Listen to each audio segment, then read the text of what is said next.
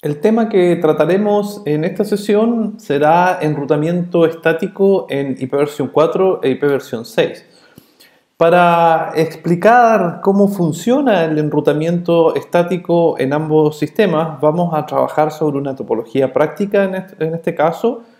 Vamos a utilizar el simulador GNS3 y vamos a explicar exactamente cómo se configura el enrutamiento estático en los dos protocolos, cuáles son las diferencias de ambos, cómo se configura el enrutamiento por defecto también, y finalmente cómo podemos lograr comunicación a través de una red enrutada.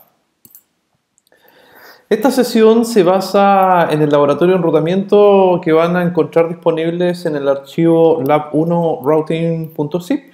Más abajo de este video va a estar disponible este archivo, ustedes lo descargan, lo descomprimen y lo abren naturalmente con GNS3. La topología que vamos a trabajar será exactamente esta, donde tenemos tres redes LAN identificadas por cada uno de los computadores que vemos en pantalla, conectadas a través de lo que podríamos denominar una red WAN o una red enrutada de 4 routers, donde R2 funciona como router principal de la red, como core.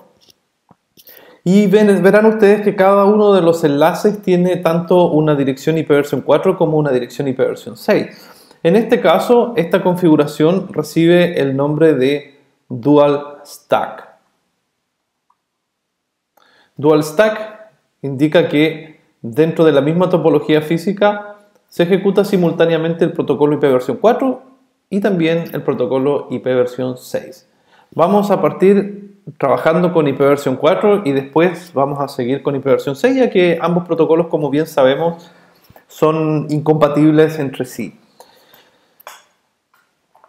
Nosotros ya hemos configurado anteriormente algunas cosas básicas con los routers con IPv4, también hemos visto los conceptos fundamentales de IPv6 y aquí los vamos a aplicar a la configuración de los routers. Entonces, para trabajar sobre esta clase, voy a abrir esta topología donde tengo todos los routers funcionando y en este caso voy a conectar todas las consolas.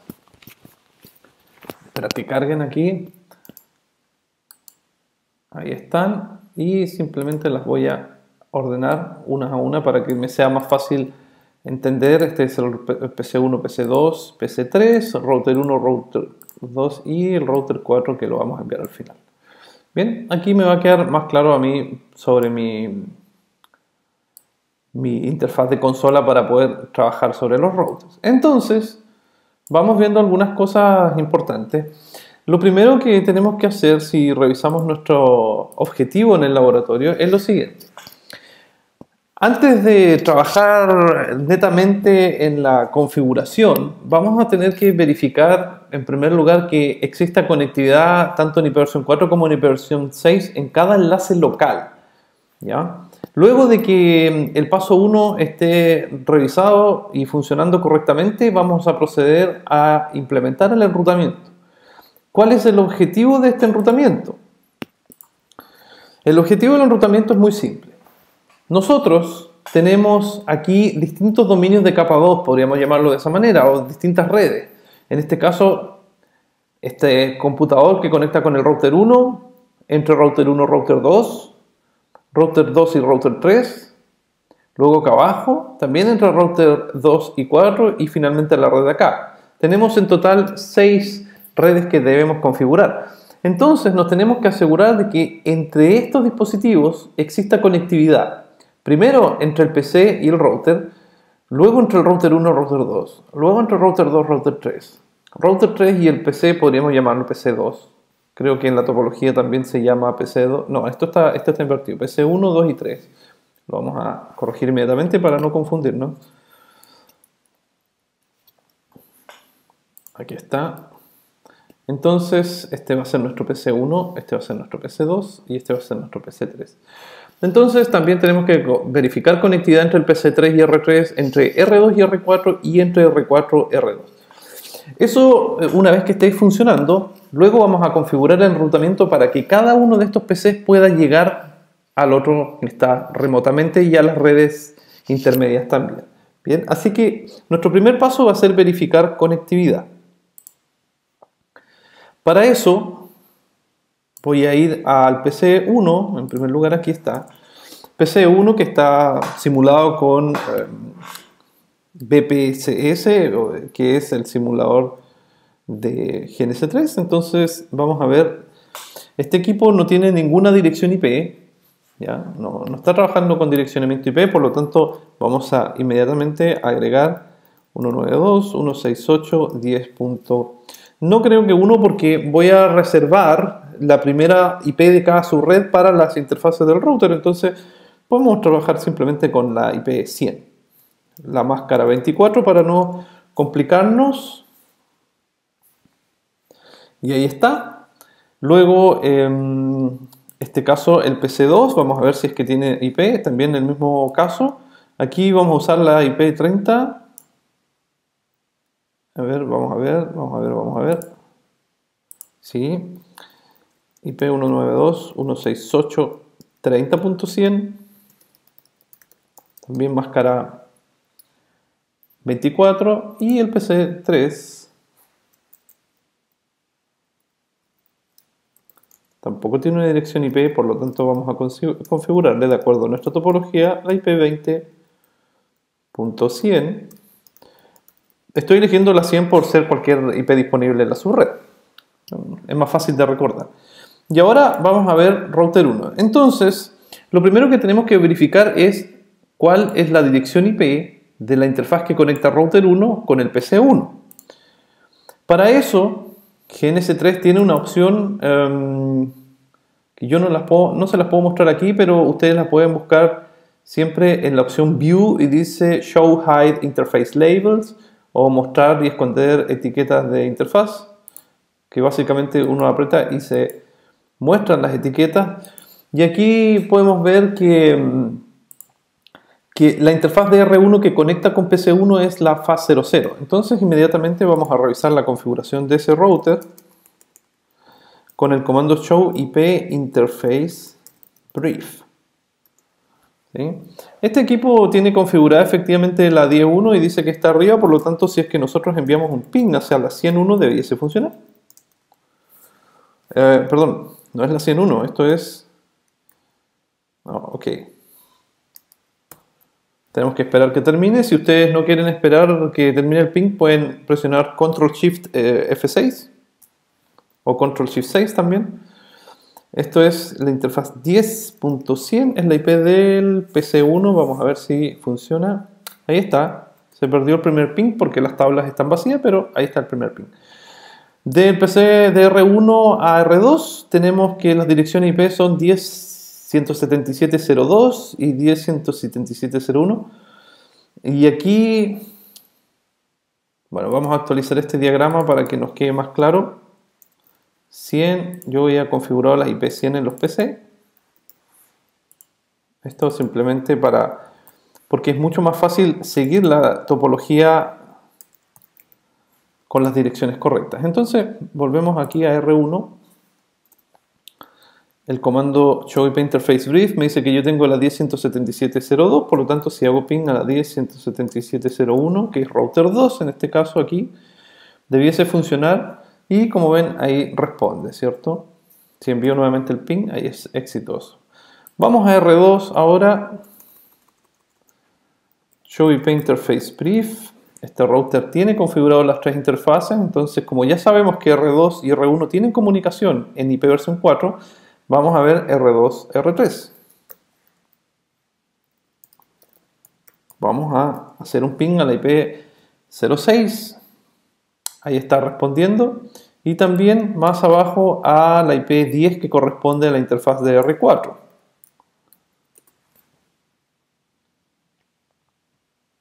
Perfecto. Saltamos a R3.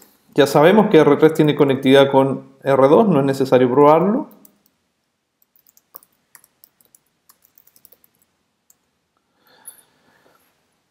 Y debiésemos tener conectividad sí con la máquina 100, que en este caso es el PC número 3 que está a la derecha.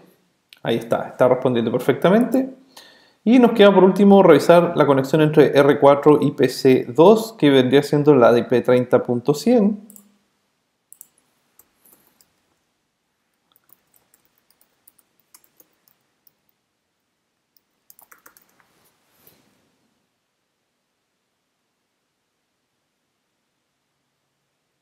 Aquí tenemos algún problema, vamos a ver por qué no responde.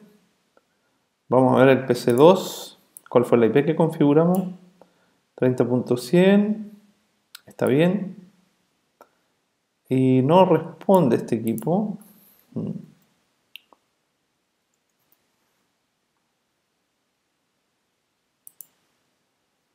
Veamos también desde el PC.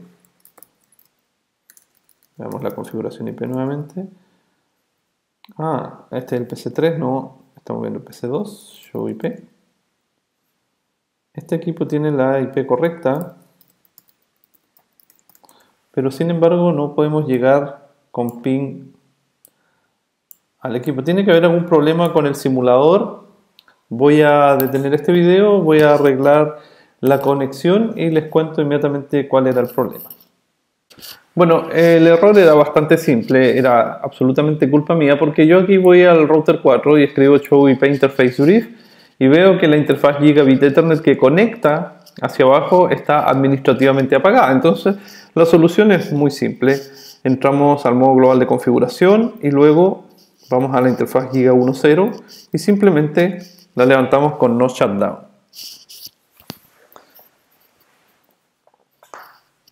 Ahí está la interfaz arriba y ahora podríamos probar con un ping hacia 30.100 y debería responder perfectamente luego de levantar la interfaz. Y ahí está.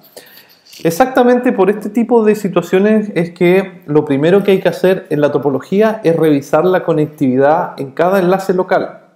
Porque si después nos ponemos a crear las rutas, vamos a crear una capa más de comandos, por decirlo así, y solucionar un problema va a ser mucho más difícil. Entonces conviene darse un par de minutos antes para revisar esto. Bien, tenemos que revisar también la conectividad con IPv 6. Yo aquí he indicado en color azul cuáles son las direcciones IPv 6 de cada uno de estos enlaces. Entonces vamos a ver la configuración primero del PC1. Show IP. Show IP no tiene ninguna configuración en IPv 6. Por lo tanto, tampoco la va a tener PC2 ni PC3. Router 1, vamos a ver cuál es su configuración IP. Y aquí quiero empezar con la primera diferencia. Para yo poder ver cuál es la configuración de las direcciones IP versión 4 en Router 1, ejecuto el comando show IP versión interface brief, como lo acababa de hacer hace un momento atrás. Bien, pero cuando quiero ver la configuración de las direcciones IPv6, siempre tengo que reemplazar el comando IP por IPv6. El sistema operativo de Cisco trabaja los dos protocolos con los mismos comandos, pero la única excepción es que en vez de IP se utiliza IPv 6. Así, si ustedes quieren agregar una ruta con IP route, en IPv 6 va a ser IPv6 route. Bien, aquí podemos ver cuáles son las interfaces que tiene este router 1 y podemos ver que tiene asignadas ya las interfaces globales, como habíamos visto anteriormente en las clases de IPv 6. Entonces aquí tiene la IP de enlace local de la fase 00 que conecta con PC1 y también tiene la IP global. Podemos probar inmediatamente conectividad haciendo ping desde el PC1 hacia la interfaz link local de R1 y vemos que inmediatamente responde ping este router aun cuando nosotros no tenemos ninguna dirección IPv6 configurada en PC1. Y si recuerdan cuando vimos IPv 6, revisamos el concepto de la dirección IP local, link local. Esta es una dirección automáticamente generada por cualquier host que soporte IPv 6. Por lo tanto, PC1 ya tiene una IPv 6 configurada de enlace local. Así es que sí tenemos conectividad entre estas máquinas. Para poder salir de este entorno vamos a necesitar una IP global en PC1. La IP global sí está configurada en Router 1 aquí. Esa es la IP global, que fue manualmente configurada. De hecho, podemos ver aquí con el show running config. Y podemos ver que en este caso la interfaz FAT00 tiene el comando IP versión 6 address. Aquí está el prefijo utilizado y se generó la IP con EUI64. Así es que podemos probar conectividad entre los routers. En este caso vamos a ver cuál es la dirección IPv6 de Show IPv6, no, esto es Show IPv6 Interface Brief. Aquí está, ¿cierto? Estas son las mismas direcciones que están asignadas aquí, ya las globales existen. Entonces, desde R1 voy a probar conectividad con la IP global de R2, que en este caso es el prefijo 2000 0FCA con la IP 1D final. Y ahí podemos ver que efectivamente responde. Bien, ahora vamos a R2, revisamos conectividad con la IP versión 6 de R3. Sin embargo, la dirección IP versión 6 de R3 está formada por EUI64, así es que tenemos que ir a ver cuál es la correcta. Show IP versión 6 Interface Brief, y tenemos que la dirección que se asignó fue esa. Esta no fue especificada manualmente, sino que a través de EUI64 se generó, como ya saben ustedes, a través de la dirección MAC. Vamos a hacer un ping a esta dirección global y vemos que efectivamente responde, o sea, tenemos comunicación de R2 a R3. Veamos de R2 a R4. Aquí la IP está configurada de manera fija, por lo tanto voy a hacer ping a 0FCA 2 3E. Y ahí está respondiendo ping también. ¿Bien? No se olviden que como son direcciones escritas en formato hexadecimal, no es necesario escribir con mayúscula ni minúscula, es indistinto. Entonces aquí tenemos que verificar también conectividad en PC2. Para eso voy a revisar, no quiero cancelar, voy a revisar cuál es la configuración. Esto es así, la configuración IP versión 6. Y tengo que en la interfaz Giga 10, que es la que conecta hacia abajo, tengo esta IP global y tengo esta IP local. Voy a probar con la IP local porque PC2 no tiene todavía una IP global que me pueda comunicar con las demás globales. Así es que eso lo vamos a configurar inmediatamente. Pero para hacer la prueba, desde PC2 voy a enviar un ping a la interfaz local del router 4 y ahí está respondiendo correctamente, y finalmente lo que haré será comprobar conectividad entre R3 y PC3. Para eso veo la interfaz. Aquí ustedes pueden ver la interfaz Giga 10 es la que me conecta con el PC3, y si vemos acá abajo Giga 10 tenemos una interfaz de enlace local y una interfaz globalmente asignada. Entonces vamos a copiar la interfaz local. Vamos a ir a la consola del PC3 y vamos a enviar nuevamente un ping hacia el router 3 y efectivamente el ping funciona. Así es que tenemos conectividad completa en los enlaces locales, tanto en IPv4 como en IPv6. Esta es una tarea un poco tediosa, pero sí que ayuda bastante si es que tenemos que resolver algún problema más adelante. Bueno, vamos a partir primero con IPv4. Que es probablemente un protocolo al cual estamos más acostumbrados. Entonces, vamos a fijar las normas de enrutamiento. Acá, en nuestra descripción de instrucciones, ya cumplimos con el punto número 1, que dice verificar la conectividad local entre IPv4 y IPv6. Configurar el enrutamiento estático de acuerdo a los siguientes requerimientos. Primero vamos a partir con todos los requerimientos de IPv4. Bien. El PC1 debe ser configurado con una ruta por defecto hacia router 1. Veamos eso. Nuestro PC1 debe ser configurado con una ruta por defecto hacia router 1. La configuración de la ruta por defecto se hace en cualquier sistema operativo cuando uno configura un gateway. En el momento de asignar la interfaz, la configuración IP a la interfaz de red de Windows o de Linux o de cualquier sistema, y se agrega manual o dinámicamente una IP de gateway, esa inmediatamente comienza a funcionar como puerta de enlace. Y eso se los puedo mostrar yo aquí en mi mismo sistema operativo. Voy a entrar como root mejor. Y podemos ver que en realidad este sistema no es NR aquí.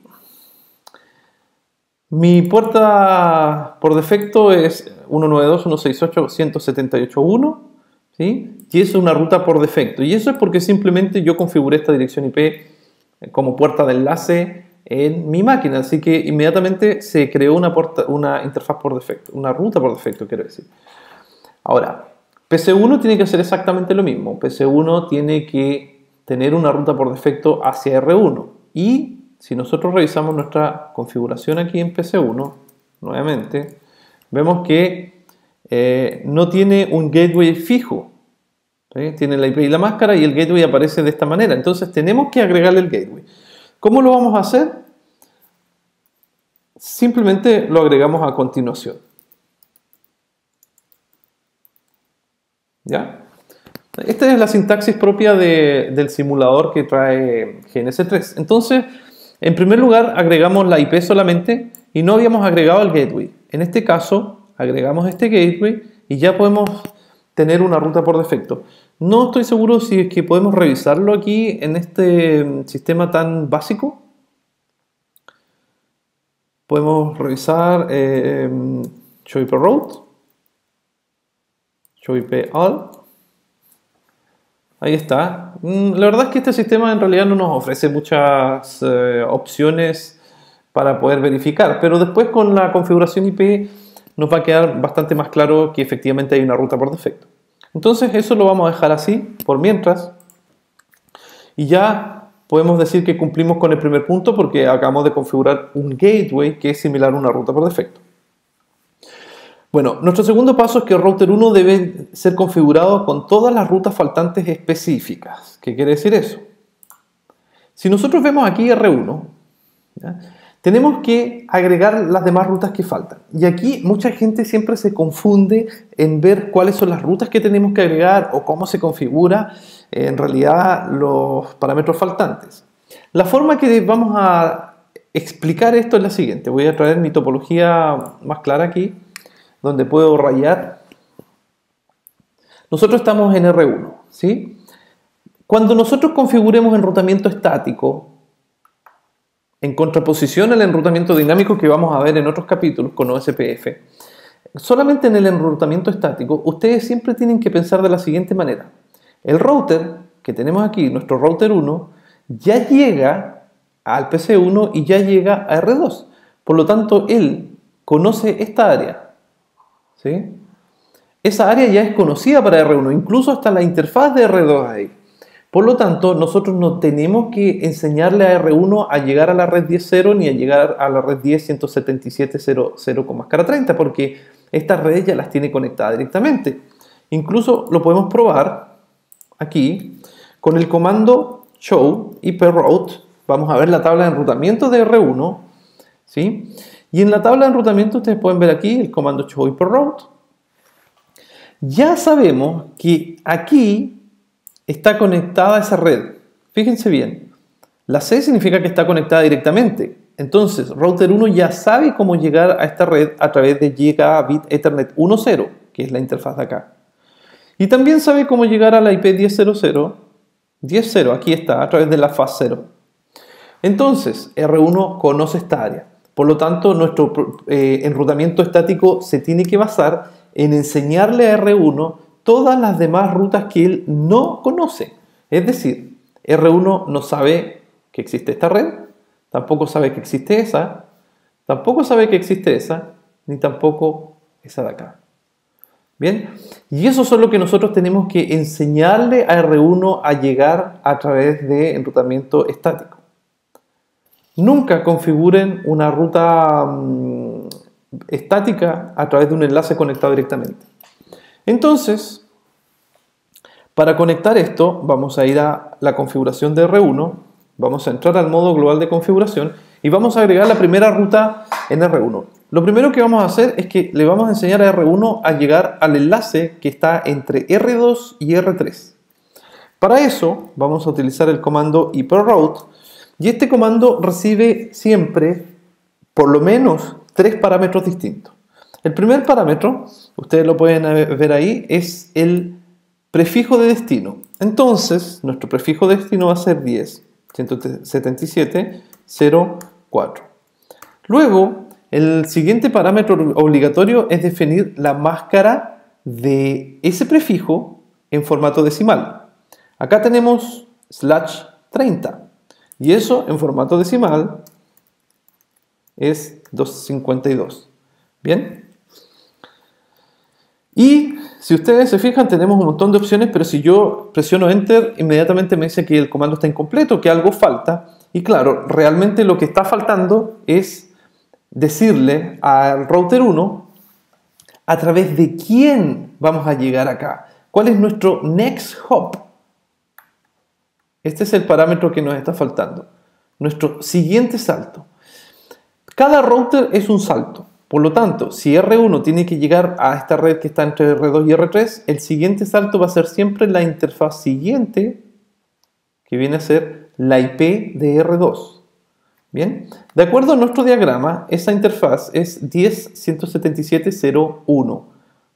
Así es que vamos a agregar que 10.177.0.1 va a ser nuestra next hop, nuestra siguiente ruta. Vamos a comprobar con show IP route. Y aquí vemos que se agregó una línea nueva con una SD static que aparece aquí. Es una ruta estática. Y para llegar a la red 10.177.0.4 con máscara 30 nos vamos a través de la IP 10.17.0.1 y en este caso es R2. Bien, con eso le acabamos de enseñar a R1 a llegar a la red de acá. Vamos a borrar un poco para ir mostrando esto bien.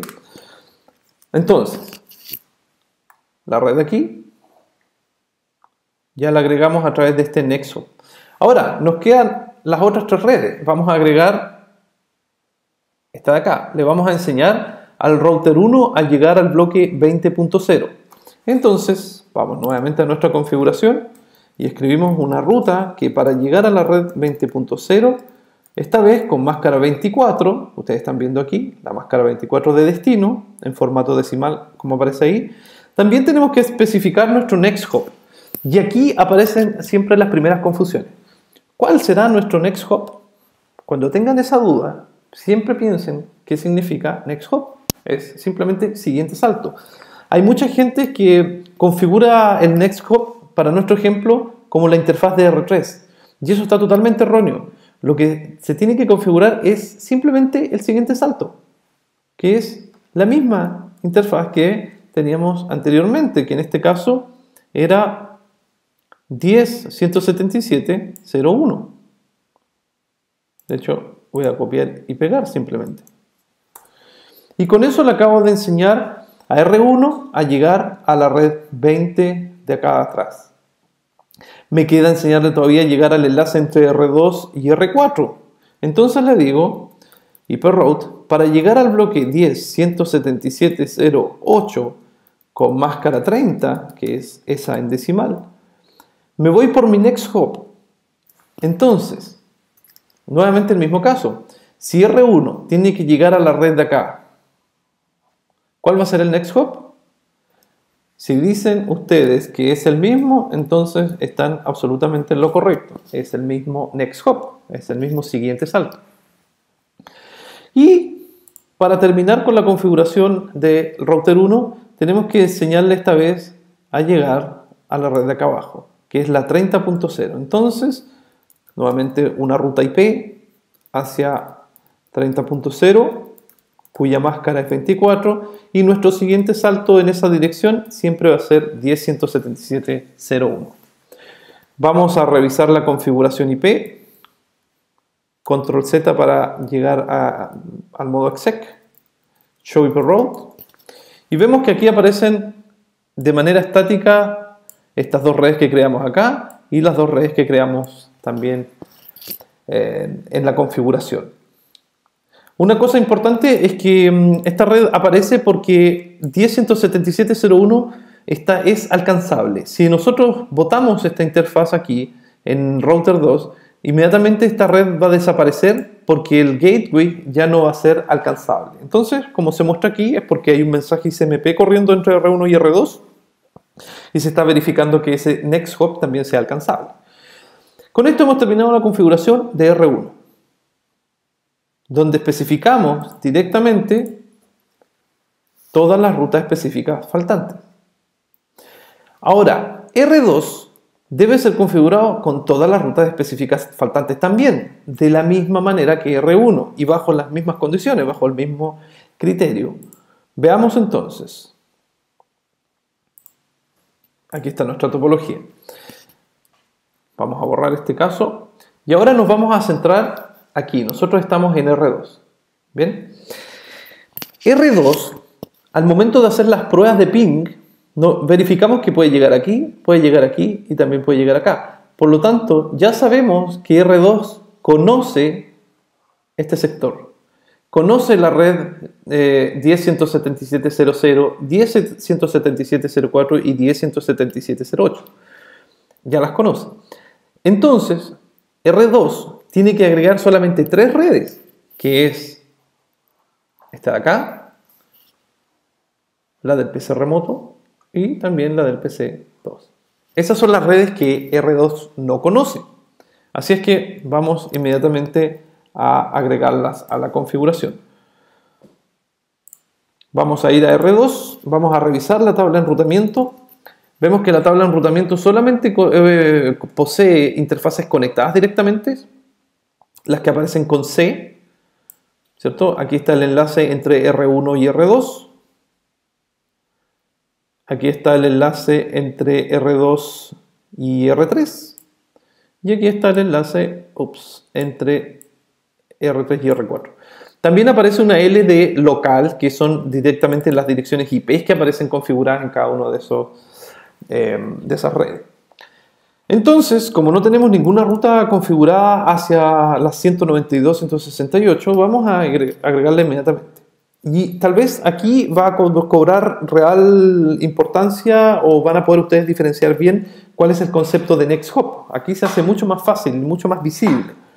Entonces, yo le voy a decir a Router 2, le voy a enseñar que tiene que llegar a la red 10.0, cuya máscara es 24, que viene a ser la red de aquí entre R1 y el PC1, y le tengo que decir cuál es mi Next Hop. Entonces, si nosotros estamos en R2, el siguiente salto en destino a esta red es evidentemente la interfaz de acá.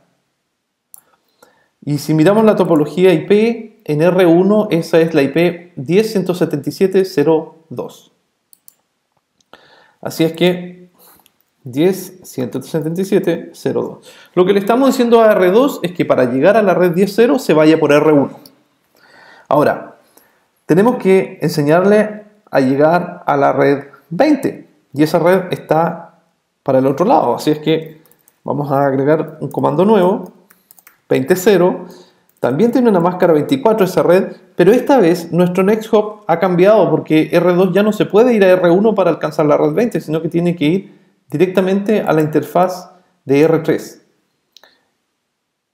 En nuestra topología, la dirección IP viene a ser la 0.6.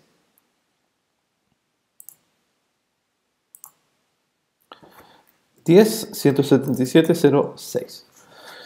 Y finalmente, también le tenemos que decir a este R2 que tiene que llegar a la red de entre R4 y PC2 de acá abajo, que es la 30, y el siguiente salto va a ser justamente la IP 10.177.0.10, que pertenece a la interfaz fase 00 del router 4. Así es que configuramos para llegar a la red 30. Nuestro siguiente salto en ese camino es la IP 10. Muy bien, el sistema operativo me avisó de que cometí un error, que no existe ese comando y ahora sí está corregido. Entonces, vamos a revisar. Sí, eso es importante también, guardar la configuración. Creo que no lo hice en router 1, ya lo haré. Vamos a revisar la tabla de enrutamiento. Show IP route. Y ahora sí aparecen las 3 rutas estáticas que nosotros hemos creado. ¿Bien? Por lo tanto, en nuestras instrucciones ya podemos decir que cumplimos con eso y también cumplimos con que R1 debería estar conectado con todas las rutas faltantes y además que R2 también debería estar conectado con todas las rutas faltantes. Para el caso de R3, aquí cambia un poco. Dice, R3 debe llevar una ruta por defecto hacia R2 con la IP de siguiente salto como argumento. Y esto lo voy a destacar acá. R3 debe llevar una ruta por defecto hacia R2 con la IP de siguiente salto como argumento. Si estamos en R3, aquí, tenemos que configurar una ruta por defecto hacia R2 y configurar que el next hop va a ser naturalmente ¿qué es una ruta por defecto? Una ruta por defecto es simplemente una instrucción que se le da al router que para alcanzar cualquier destino sin especificarlo me voy a ir por mi siguiente salto. Que es lo mismo que tienen los computadores con el cual configuramos un gateway. Estos computadores tienen una ruta por defecto que viene a ser evidentemente que el único router que tienen. Así que R3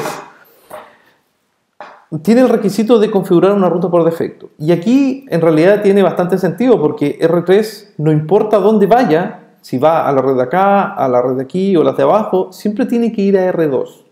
Así que es mucho más fácil configurar una ruta por defecto aquí. Vamos a ir a R3. Aquí. Verificamos la configuración IP, la configuración de enrutamiento. Sabemos que no hay ninguna ruta aparte de las conectadas, entonces vamos a agregar una ruta por defecto. La ruta por defecto es muy simple y ustedes simplemente tienen que escribirla con el destino 0000, la máscara 000, ¿sí? Y el siguiente salto que viene a ser esta interfaz del router 2, que viene a ser también en nuestro ejemplo la IP 5. 10.177.0.5.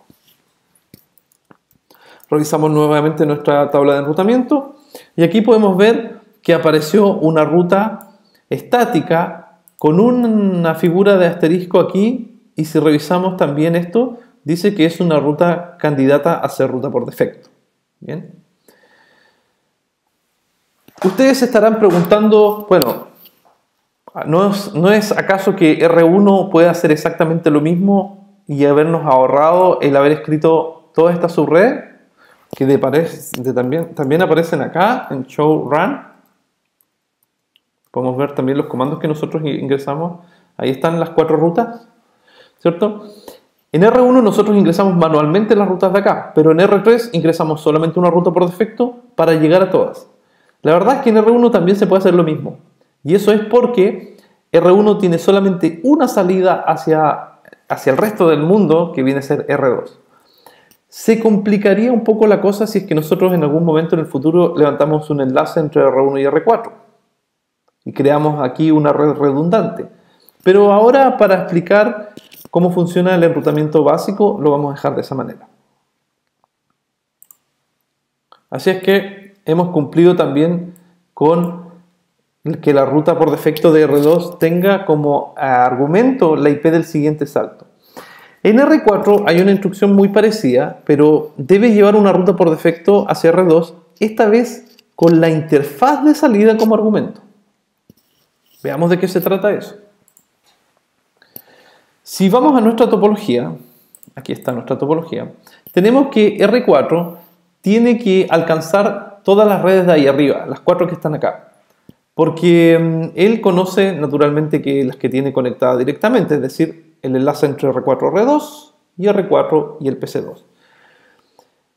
R4 también tiene la opción de enviar una ruta por defecto porque no importa si va a cualquiera de las redes de arriba, siempre va a utilizar a R2 como salida preferente. Así que podemos reemplazarlo por una ruta por defecto.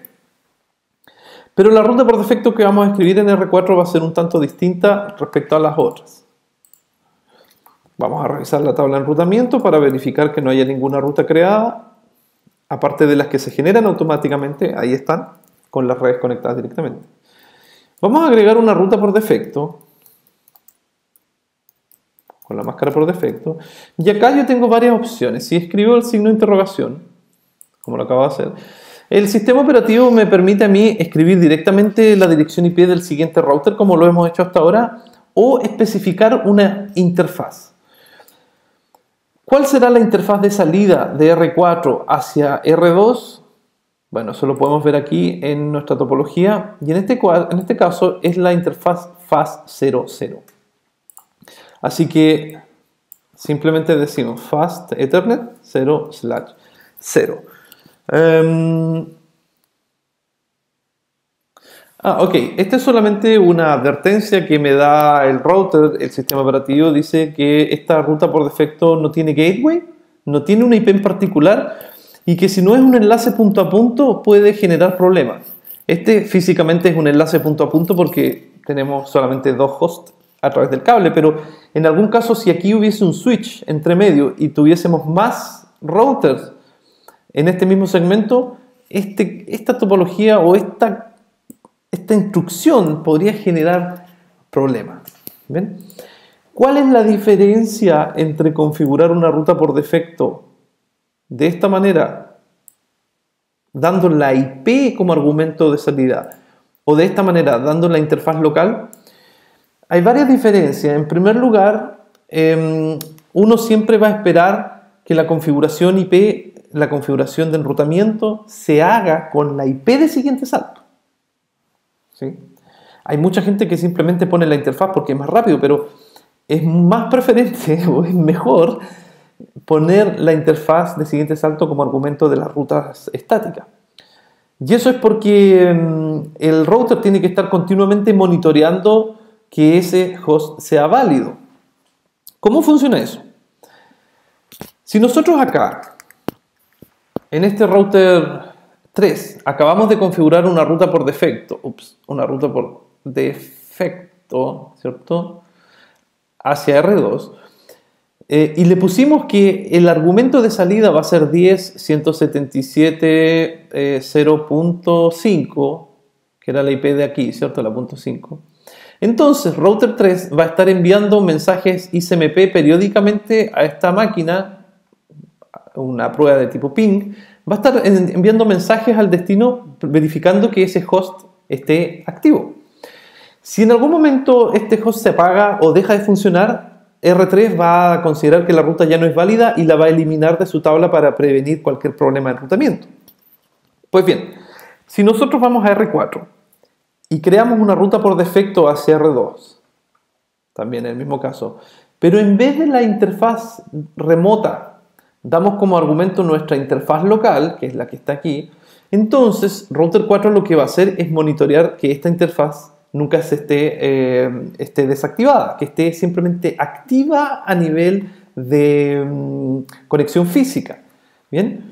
Entonces puede ser que este enlace de acá entre medio tenga un switch, tenga un transceiver, tenga algún tipo de dispositivo donde realmente los cables están separados, y si falla este router, en realidad Router 4 nunca va a saber, porque físicamente la conexión aquí va a estar siempre activa, porque él está monitoreando que la interfaz sea la que esté activa, pero no está monitoreando que el otro extremo sea el que está activo.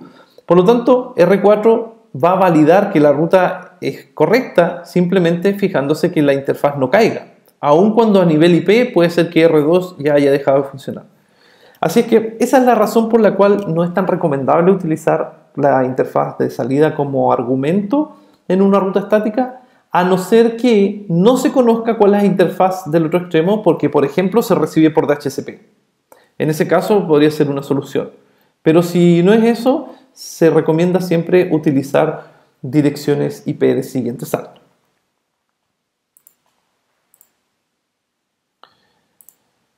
Así es que hemos cumplido con el punto 4, que tenemos que cumplir con la ruta por defecto hacia arriba. Hasta este punto debiésemos tener conectividad IP versión 4 en toda la topología. Y eso es porque hemos creado las rutas de ida y las rutas de vuelta. Si ustedes se fijan aquí en R1, nosotros agregamos las rutas estáticamente en cada uno de estos enlaces para que los paquetes que lleguen aquí puedan ir. Y también en los otros routers configuramos las rutas de vuelta, en este caso una ruta por defecto. ¿Sí? Vamos a ver cómo funciona eso. Para eso vamos a probar la configuración desde R3. Solamente por tomar como ejemplo. La IP de acá es la 2100 y la IP de 1 dijimos que era 10100. Así es que desde PC3 podríamos hacer un ping a 10100 y esto debiese funcionar si es que no tuvimos ningún problema. Bueno, acá algo nos está reclamando de que hay un problema y no podemos llegar a destino. Entonces, si revisamos bien el comando show IP, vemos que nuestro host tampoco tiene gateway. Aquí no lo hemos cambiado. Vamos a agregar, en realidad modificar la configuración IP de PC3, que tenía la IP 20.100 con máscara 24, y le vamos a agregar cuál es su puerta de enlace, que esto no lo habíamos hecho al principio. Y aquí me está reclamando, dice, es que puse show IP y para configurar aquí solamente se agrega el comando IP. Ahí está. Entonces estaba buscando por IP duplicada. Al no tener un gateway, PC3 no sabe a dónde tiene que ir si es que le piden comunicarse con una red remota. Y ahí podemos ver que el ping efectivamente está respondiendo entre PC3 y PC1. Bien, analicemos un poco esta situación. Para eso vamos a hacer ping también a PC2, que debería tener la IP 20.200. No, pasó algo que no quería. Se cerró el proceso de PC3, el host. Voy a probar entonces desde el otro lado, entre PC1 y PC2. Es otra falla del simulador. Show IP. Vemos que esta máquina tampoco tiene gateway, así es que vamos a agregar el gateway. Para eso agregamos la misma dirección IP y le agregamos también que el gateway va a ser 30.1. Nos dice, ¿qué está pasando aquí? Algo está sucediendo con la máquina virtual. Vamos a apagar esto mejor y encenderlo de nuevo, a ver si es que así se soluciona. A veces no se soluciona.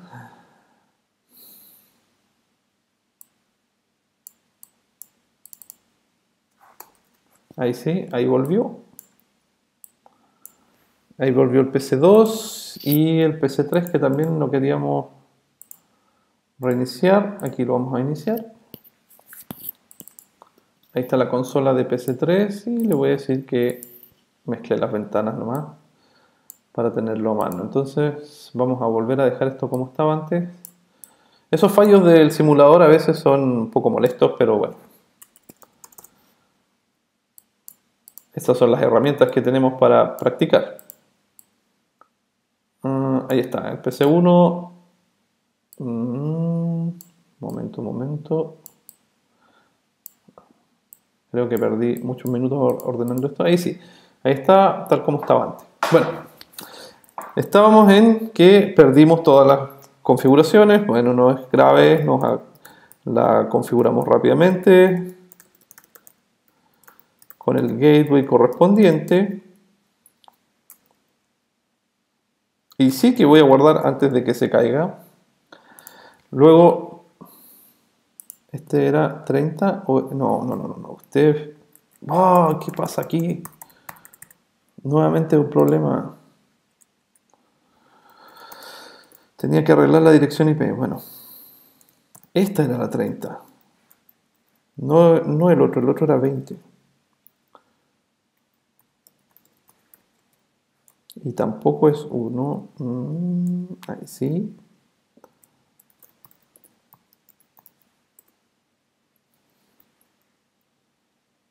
Vamos a guardar esto. Save.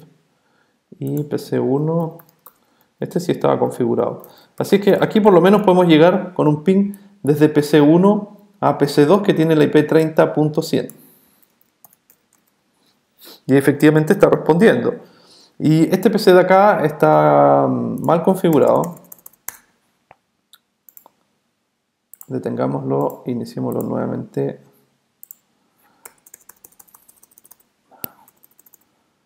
Siempre es un grave problema esto de las simulaciones, porque suceden cosas como esta que nos hacen solamente perder tiempo. Bueno, pero aquí está el PC3 nuevamente ya de vuelta. Lo voy a dejar en una ventana afuera porque en realidad ahí sí se configuró, pero tiene mal la dirección IP porque me confundí al principio, pero lo vamos a arreglar inmediatamente. Le vamos a agregar el gateway. Y también me dice que... los comandos se mezclan.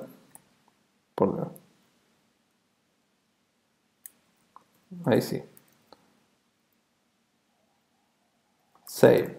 Entonces podemos hacer ping desde nuestro PC3 finalmente, que tiene la IP 20.100, hacia 10.100.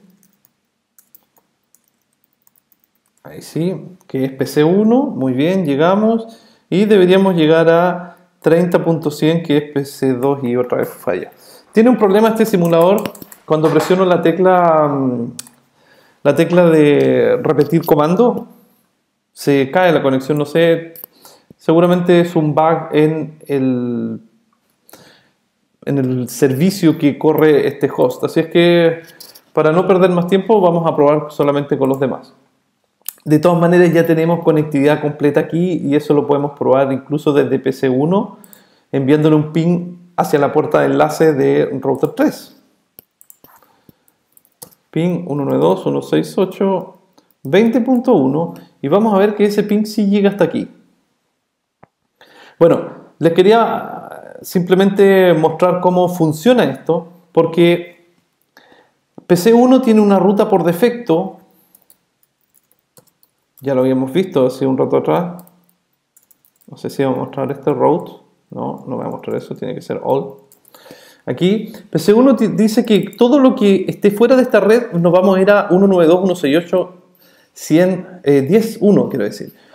Entonces, cuando nosotros estamos haciendo un ping hacia la IP 20.1, lo que pasa es que aquí nuevamente, si borramos todo esto para aclarar, me gusta borrar para que quede un poco más entendible.